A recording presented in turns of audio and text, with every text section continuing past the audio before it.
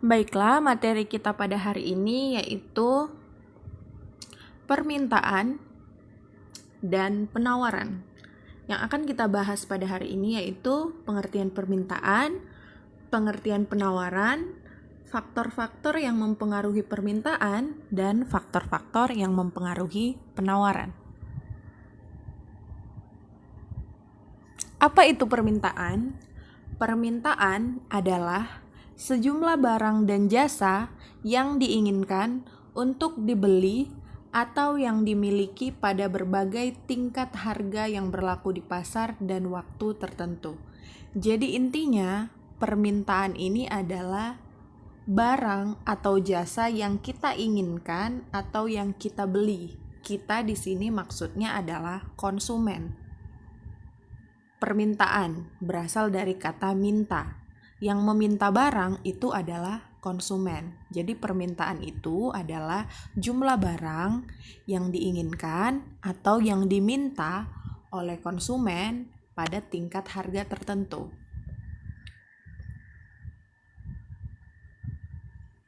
Kemudian, apa itu penawaran?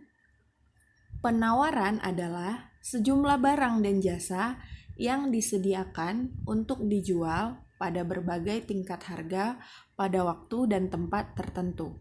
Penawaran, menawarkan. Nah, siapa yang tugasnya menawarkan barang? Jawabannya adalah penjual. Jadi, yang melakukan penawaran adalah penjual, sementara tadi yang melakukan permintaan adalah pembeli.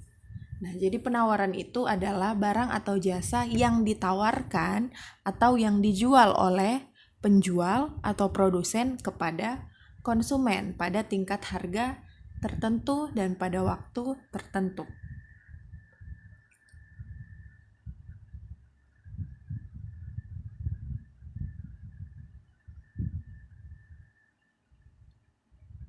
Oke, kita akan bahas faktor-faktor yang mempengaruhi permintaan. Apa-apa saja faktor yang mempengaruhi permintaan? Yang pertama itu ada harga barang itu sendiri. Harga barang itu sendiri mempengaruhi permintaan. Kenapa?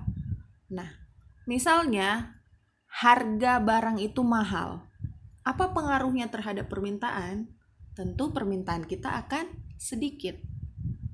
Kalau harga barang itu mahal, permintaan kita atau jumlah barang yang kita beli akan sedikit atau akan kita kurangi karena harganya mahal. Kebalikannya, jika harga barang itu sendiri murah, maka permintaan kita akan lebih banyak atau jumlah barang yang kita beli akan banyak.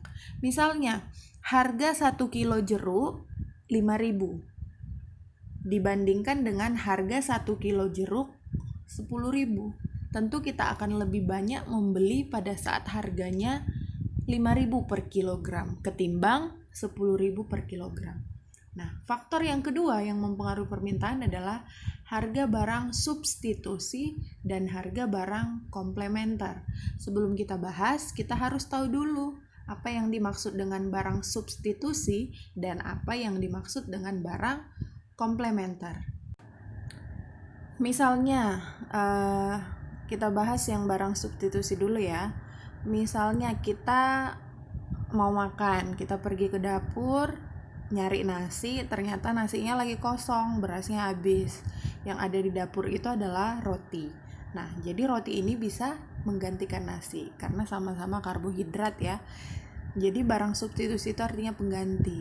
Barang substitusi nasi adalah roti, atau bisa contoh lain.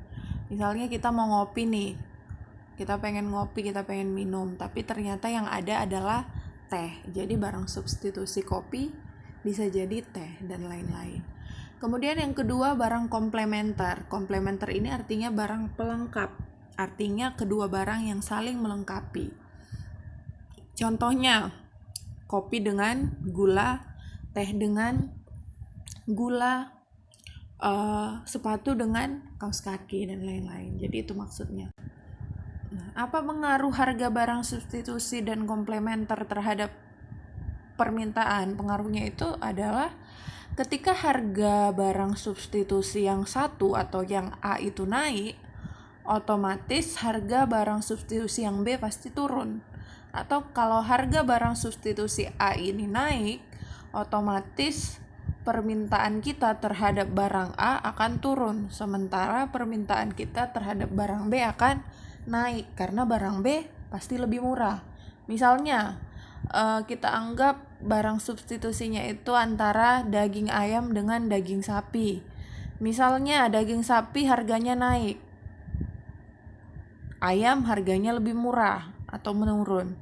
Otomatis permintaan kita terhadap daging ayam pasti lebih besar ketimbang permintaan terhadap daging sapi. Kemudian kalau komplementer misalnya harga eh, harga teh, harga bubuk teh atau teh celup misalnya naik. Nah, otomatis harga gula juga pasti akan naik karena nggak ada gunanya kita beli teh celup tanpa gula gitu. Jadi beda dia pengaruh antara barang substitusi dengan komplementer. Kemudian yang ketiga ada pendapatan masyarakat. Pendapatan masyarakat artinya penghasilan atau gaji. Nah, kalau pendapatan masyarakatnya besar atau meningkat, maka permintaannya pasti lebih banyak ketimbang pendapatan yang rendah. Misalnya gaji orang yang gajinya 5 juta dengan orang yang gajinya 1 juta, pasti jumlah permintaannya lebih banyak orang yang gajinya 5 juta ketimbang yang 1 juta. Kemudian intensitas kebutuhan. Intensitas kebutuhan maksudnya adalah tingkat atau jumlah kebutuhan kita. Orang yang kebutuhannya lebih banyak, pasti permintaannya lebih banyak. Orang yang kebutuhannya lebih sedikit, permintaannya pasti lebih sedikit. Kemudian pertambahan penduduk. Semakin banyak penduduk, akan semakin banyak permintaannya. Semakin sedikit penduduk, semakin sedikit pula permintaannya. Kemudian ada selera atau taste. Selera ini juga mempengaruhi permintaan. Nah, tergantung selera kita. Misalnya kita lebih selera makan daging ayam ketimbang daging sapi. Tentu permintaan kita terhadap daging ayam pasti lebih meningkat ketimbang daging sapi. Atau selera kita misalnya kita lebih selera makan buah alpukat daripada buah apel, pasti permintaan terhadap alpukat lebih tinggi ketimbang permintaan terhadap apel.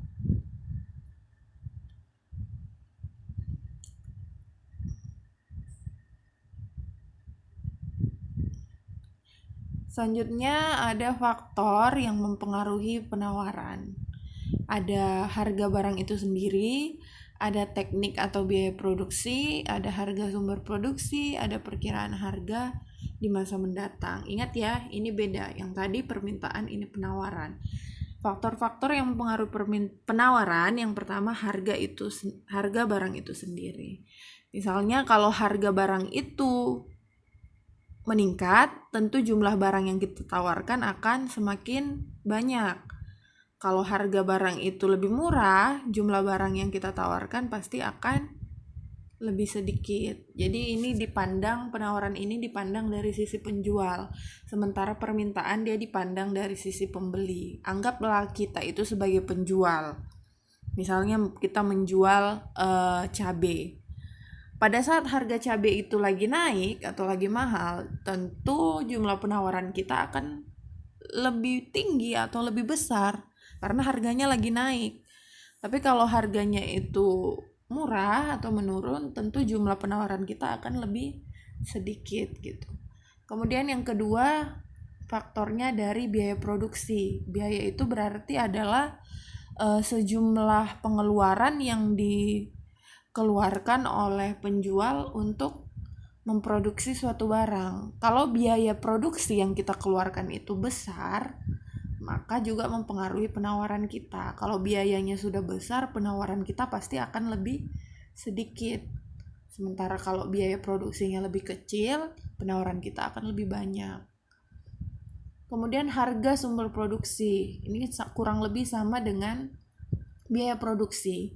Kalau harga sumber produksinya mahal, jumlah penawaran kita pasti akan lebih sedikit. Kalau harga sumber produksinya relatif murah, jumlah barang yang kita tawarkan akan lebih banyak. Kemudian perkiraan harga di masa mendatang. Ini bisa dikatakan prediksi ya, prediksi perkiraan harga di masa mendatang. Ketika penjual itu memprediksi, misalnya dia memprediksi harga barang ini atau harga cabai ini bulan depan kayaknya bakal naik nih. Nah, kalau dia memprediksi akan naik, maka dia akan menambah penawarannya di bulan depan karena harganya bakal naik gitu.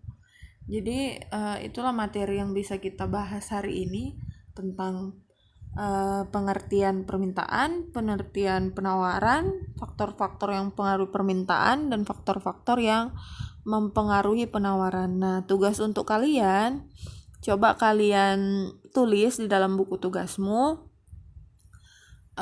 contoh atau pasangan dari barang substitusi dan barang komplementer, minimal 5 pasang. Misalnya ibu kasih contoh ya, barang substitusi yang pertama daging ayam dengan daging sapi. Kalian lanjutkan nomor 2, 3, 4 sampai 5. 5 paling sedikit. Kalau mau lebih dari 5 bagus. Yang pasti 5 itu minimalnya. Yang kedua misalnya barang komplementer, contohnya yang pertama tadi kopi dengan gula, teh dengan gula gitu, atau bisa kalian tambah lagi. Pokoknya 5 barang komplementer, 5 pasang barang komplementer, dan 5 pasang barang substitusi minimal. Kalau mau buat 10 boleh, kalau mau buat 20 boleh. Yang pasti minimalnya adalah 5 komplementer dan 5 substitusi.